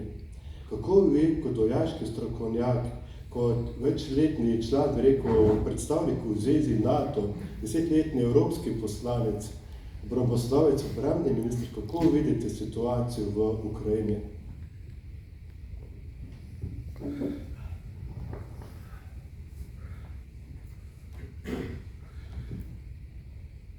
Putina imamo in on ima svoje račune z Ukrajino. On pač, bom zašel z drugega konca.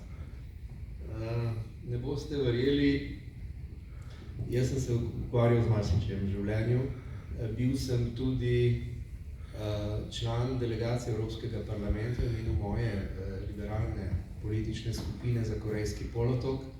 Skratka, 10 let sem hodil v Južno Korejo, bil sem tudi v Severni Koreji. Zdaj, ko je Kim Jong-un. Bil sem tam prej, predno so oni prvič opravili jedrski poskus. In bil sem tudi v Moskvi. In največji vtis name je Moskva naredila leta 1998. Spominjam se tega tedna v zadnjo podrobnost. Bila je 100. konferenca Interparlamentarne unije, se pravi Združenja vseh svetovnih parlamentov. 100. v Moskvi. In takrat je nastopila njihova finančna kriza, rubelj je strmoglavil, šel je, mislim, da na 1800% v minus. Jelcin je bil takrat predsednik. In bili smo v tisti dvorani, jasno je bilo, da si svet ne more dovolj, da Rusija propade. Ogromno investicij je bilo v Sibiriji, v te surovine in na tem, ki je treba narediti.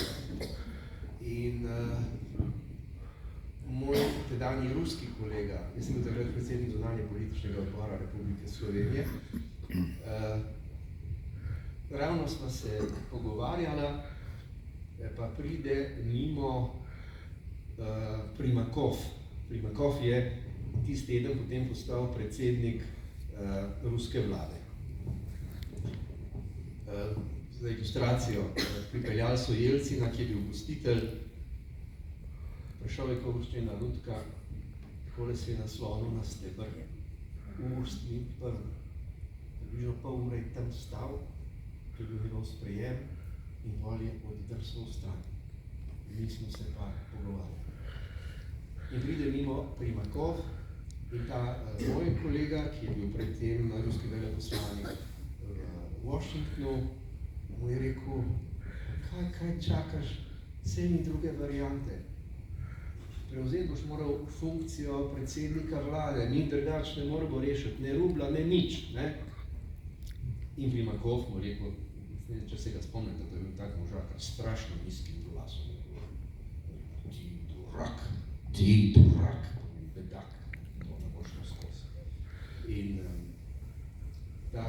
moj kolega se je obrnil meni, pa me je potrepljal po rami, pa je rekel, no, bova videla konc tega. In ko smo se to pogovarjali, jaz dobim klic iz Ljubljane, da moram nujno nazaj.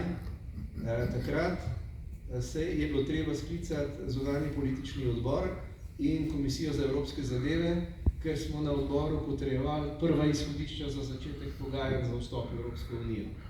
In jaz sem letel domov, sva sklicala z Lojzetom skupno sejo 2 organov, tako kot sva to delala, od tistega dne pa do leta 2004 vsakič.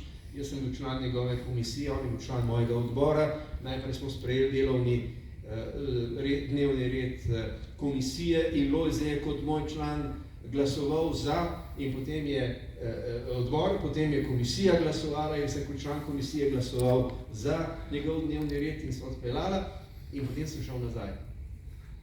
In ko sem prišel nazaj v Moskvo,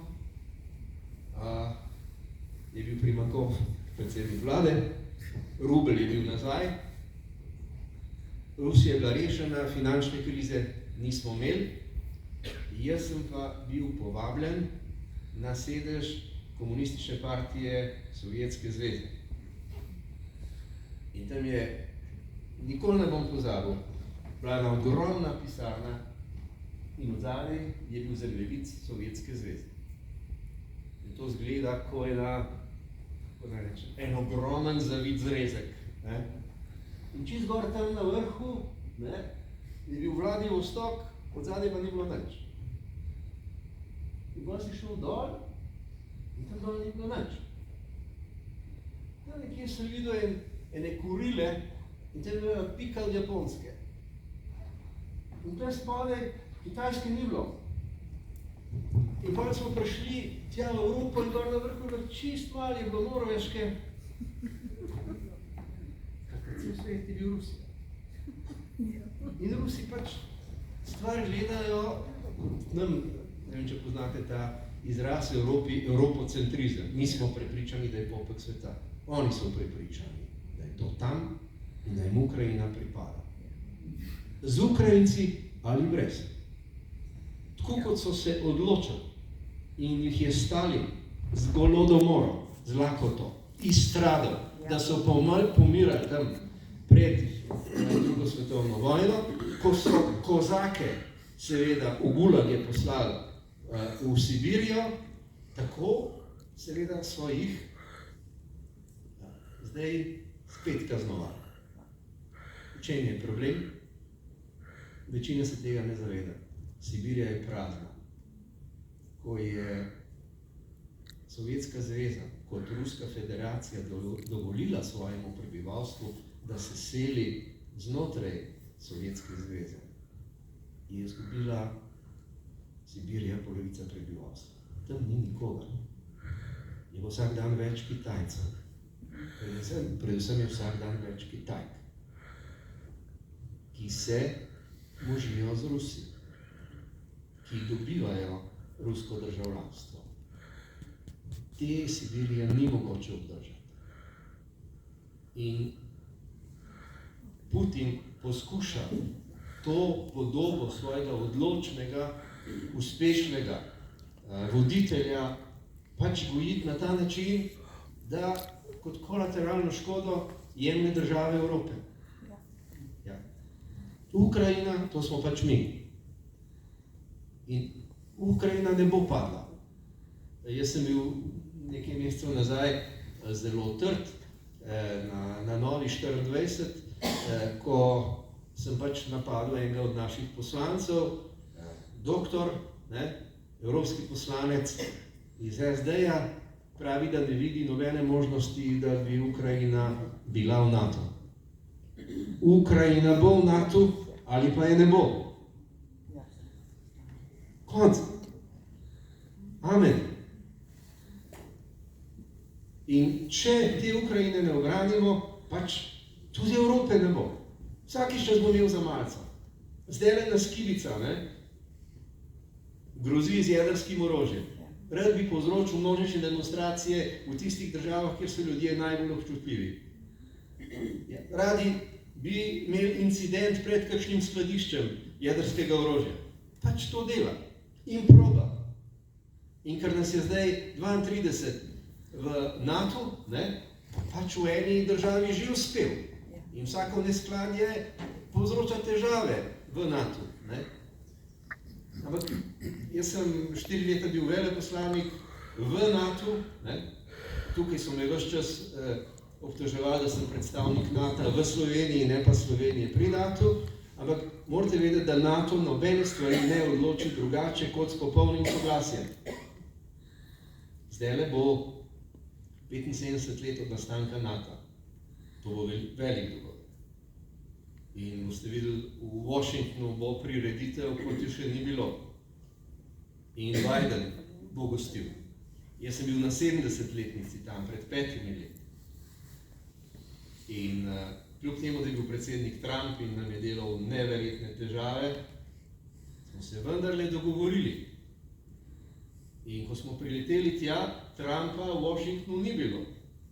Je pa bil podpredsednik Pence na skupnem zasedanju kongresa in senata.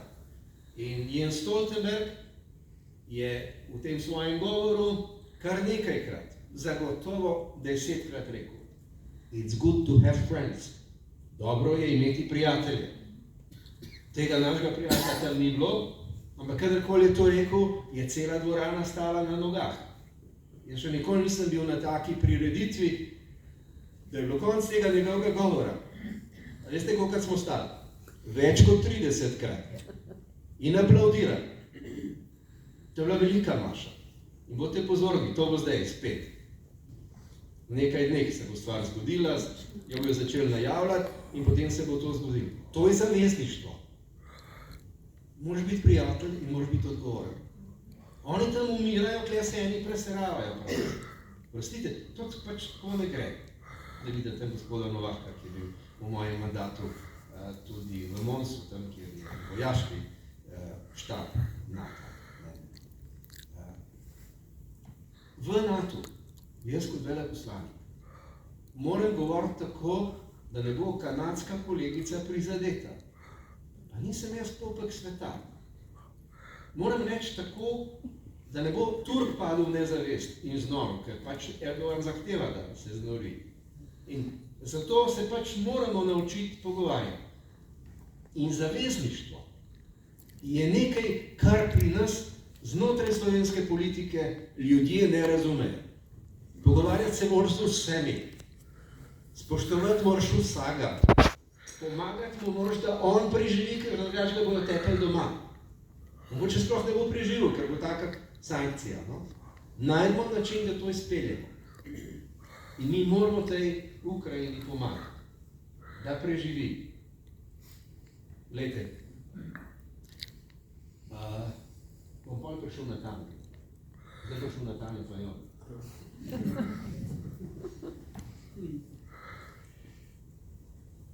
Tedanji predsednik vlade je pač na zasedanju Evropskega sveta, ki tudi zdaj poteka, ste vedeli, da odhaja sedanji predsednik vlade v Bruselj, pač rekel, da naše zgodovinske izkušnje so, ko je napad, ti potrebuješ moralno oporo. Kaj bi mi dali, da bi prišel predsednik katerekoli države k nam takrat v Ljubljano? Mi moramo iti v Kijev. In potem so rekli, ja, gremo v Kijev. Na koncu, enega niso pustili, ker so mu grozili, da koalicija razpada. Pa spet enega niso pustili iz teh razlogov. Enega žena ni pustila, mogoče. Kaj je se enega?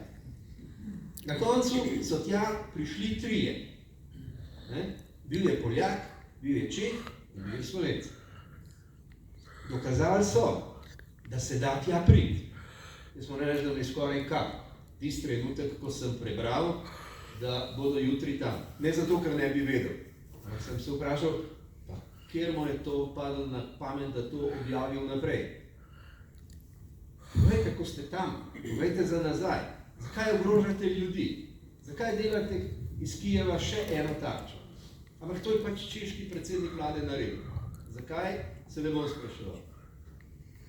Ampak to je premaknilo Evropo. Dokazalo se je, da se da. Potem je šla predsednica Evropske komisije, šla predsednica Evropskega parlamenta. Procesije so šle od takrat naprej. In Ukrajinci so videli, da niso sami. Za ljudmi je prišlo orožje. Ne damo tankov. Valjda so jih dali. Zdaj pa naši tank. Prvi tank, ki smo ga modernizirali, je prišel v Slovenijo jeseni leta 1996. Smo imeli vajo Drava, gor na Dravskem polju.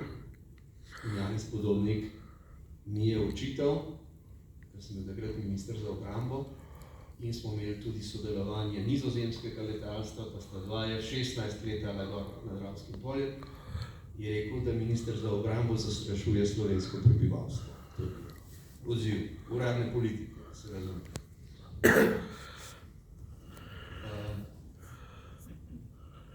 Mi smo takrat ocenili, najprej bom rekel drugače. Moj predhodnik, Janez Janša, je pripravil načrt modernizacije Slovenske vojske. Ko se mu je zgodila Depala vas, sem bil jaz povabljen za to, da to vendarle peljemo naprej. In predvideno je bilo, da moderniziramo 2 bataljona tankov. Načrt je bil tak, da imamo sodobne tanke, da bi lahko te M84 jugoslovanske v prihodnjih letih postopoma modernizirali. Do danes niso modernizirali nobenega. Jaz sem podpisal pogodbo za 30 kosov, to so naredili, to je bilo posodobljeno, ampak včeraj je bila 4. obletnica oblikovanja tele COVID vlade, kjer sem bil jaz govorec, pa državni sekretar. In moram reči, da smo se v času te vlade trudili ugotoviti, kaj je streljivo za te tanke. Ni ga bilo. Zato vlada teh tankov ni mogla dati. In dokler Nemci niso rekli, da jo oni dali tanke Leopard 1, ker Leopard 1 ima pa isti kaliber, je pa tudi na 105 mm, tudi donacija naših tankov ne bi bila smiselna. Potem smo jim dali vseh 28, ki jih je ostalo, mimogrede enega so prodali Čehom, Čehi bi pa to modernizirali pa prodali naprej, ker nas to nobenega ni zanimalo. No in potem so šli. In zdaj mislim, da ta teden je bila vest, kjer je jasno predstavljeno, kje so tanki, kaj delajo. To je tank, ki odločili smo se, da jih moderniziramo. Jaz sem v svojem mandatu en bataljon moderniziral, lahko bi šli naprej, pa za mano ni bilo več nobenega, ki bi to hotel. Meni so te isti odprej očitali, kaj sem zapravil, koliko je tega šlo, ampak se je pokazalo, da je to še danes izjemno modern tank. Spucanje do nule, skratka vse je z njega vam probrano, očiščeno je, potem pa se začne na novo. Nove inštalacije, nov gasilni sistem noter, nova optika, dodaten oklep, aktiven oklep, drugo strelivo, podkalibrsko strelivo, velika natančnost. Skratka, tank je enakovreden sodobnim tankom za nič denarja, če tako rečem. In Ukrajinci so zdaj hvaležni. Jaz sem poslušal 20 let očitke na to, kaj smo hudega storili v Sloveniji, slovenski vojski in še kom. Ampak gledajte, v slovenski vojski ni bilo, to ne leti na Novaka, da nam tukaj misli, da bo kaj očita.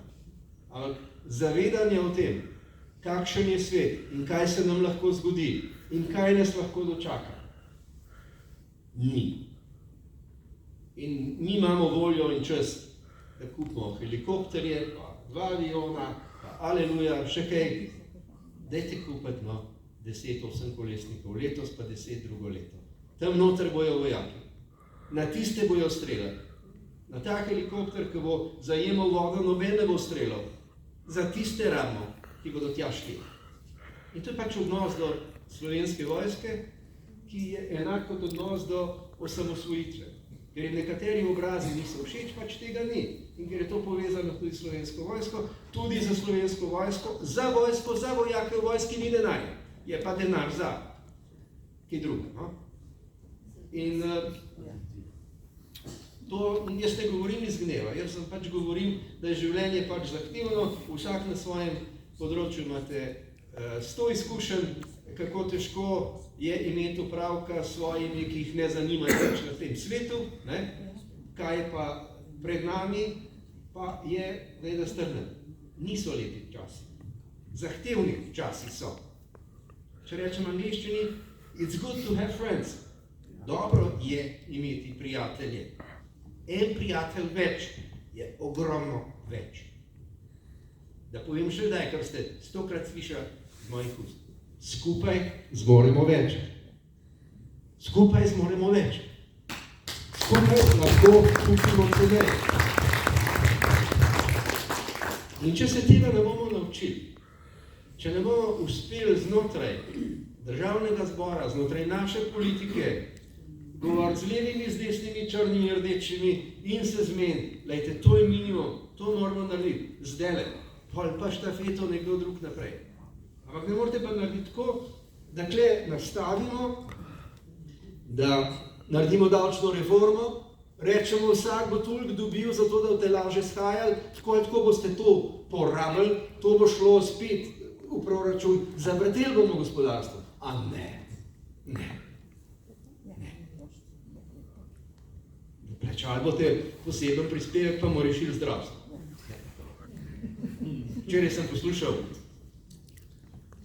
Fides je dobil plačo. Noben Fides ni dobil plače.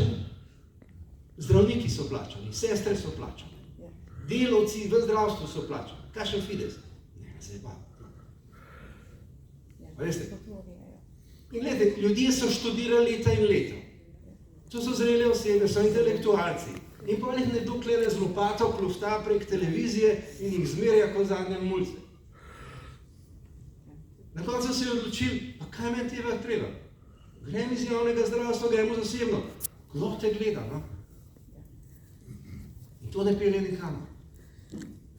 In to, da nekoga našuntaš, pa planeš na njih, pa... In so rekel Tanja Fajon. Ja? Oni trije so bili tam. A veste, sem bil v kabinetu, vem, smo se slišali, vem, kako je to tam izgledalo, vem, kakšen rezultat je bil s tem dosežen. Vidite, da imajo zdaj svoje imena tam na glavnem trgu upisano. Ti so bili prvi, samo ti trije so bili prvi. Tanje ni bilo. Ja? Ampak se spomnite, kaj je upila? Moji kolegi mi pravijo, soliraj, da. Ne me vasa, ne si izmišljaj. Tukaj se da skontrolirati, kaj in kako. In potem se čudijo, ali bo še, ne bo več, ne more biti. To se tako ne dela. V mednarodnih odnosih ne moreš lagati. Ali imaš prijatelje, ali pa jih nimaš. Posebej še mi ta mali. Mi ta mali se pa res ne smemo tako obnašati do drugih.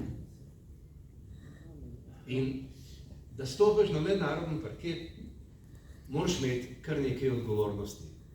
Moraš imeti veliko potrpljenja. Moraš veliko prebrati.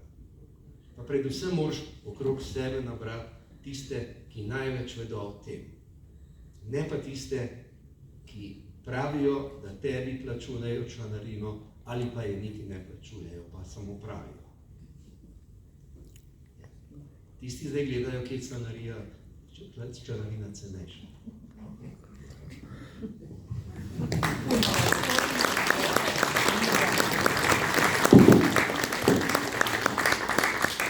Sedaj bi pa vas izval, da gospodu Kacinu postavite kakšno vprašanje. Sedaj imate priložnost.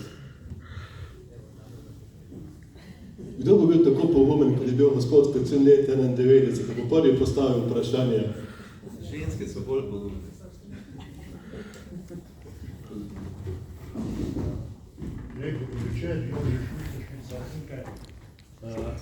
Ne bi postavil vprašanja, samo bi vam pa povedal, da je Elo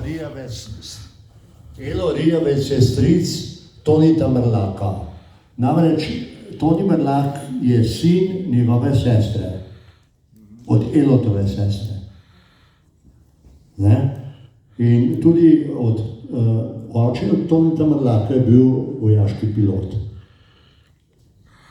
Sam to sem hotel. Ja, vem, zdaj ste slišali, da govorim o Elu Rijavcu, pa o Mili, pa o njunih otrokih. Sej zgodba je daljša, sej so korenine v NOB-ju, so tudi tam kakšnega pospravili. Ja, zmagovalci, po nepotrebnem. In to je ena najboljša. Ampak to je nekakva kruta usoda nad to družino, vse jim gre narobe že zelo dolgo. Ampak mislim, da ni priložnost, da bi vlekli ven stare travme in rane. Ljudem je treba omogočiti, da te ure, ki jih še imamo, da jih preživimo kvalitetno in da imamo prijatelje. Kdo bo naslednji pogumen, kot je bil recimo Janez Janša, da bo postavil vprašanje?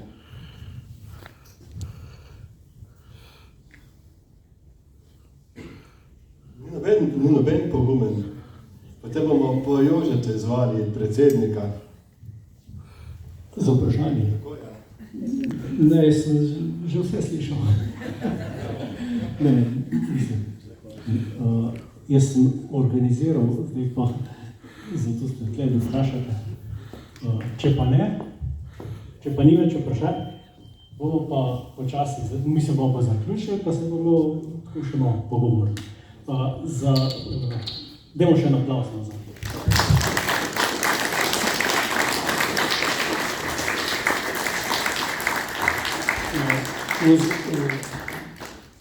Tukaj smo pa pripravili za Jelkota še majhen lokalni podrod.